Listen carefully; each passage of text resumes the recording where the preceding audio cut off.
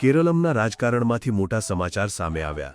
ઈડીએ કેરળમના પૂર્વ મુખ્યમંત્રી અને વર્તમાન વિપક્ષના નેતા પિનારાઈ વિજયન વિરુદ્ધ મોટી કાર્યવાહી હાથ ધરી છે. ઈડીની અલગ અલગ ટીમોએ એકસાથે પૂર્વ મુખ્યમંત્રીના નિવાસસ્થાન સહિત કુલ 10 સ્થળો પર દરોડા પાડ્યા છે.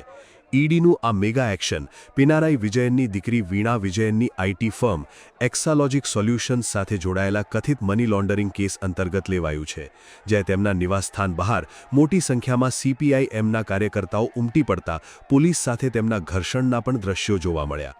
સૂત્રોના જણાવ્યા અનુસાર ઈડીના અધિકારીઓ આજે વહેલી સવારથી જ પૂર્વ મુખ્યમંત્રીના પરિસરો પર સઘન સર્ચ ઓપરેશન ચલાવી રહ્યા છે. આ સમગ્ર તપાસ કોચિન મિનરલ્સ એન્ડ રૂટાઇલ લિમિટેડ એટલે કે CMRL અને વીણા વિજયનની કંપની વચ્ચે થયેલા કથિત શંકાસ્પદ નાણાકીય વ્યવહારોના તાર મેળવવા માટે થઈ રહી છે. બીજી તરફ આ દરોડાને પગલે કેરાલમના તિરુવનંતપુરમમાં પિનારાઈ વિજયનના ઘરની બહાર ભારે તંગદિલી સર્જાઈ છે. મોટી સંખ્યામાં સીપીઆઈએમના કાર્યકર્તાઓ ઘરની બહાર જમા થઈ ગયા છે અને કેન્દ્રીય એજન્સીઓ સામે ઉગ્ર નારેબાજી કરી રહ્યા છે.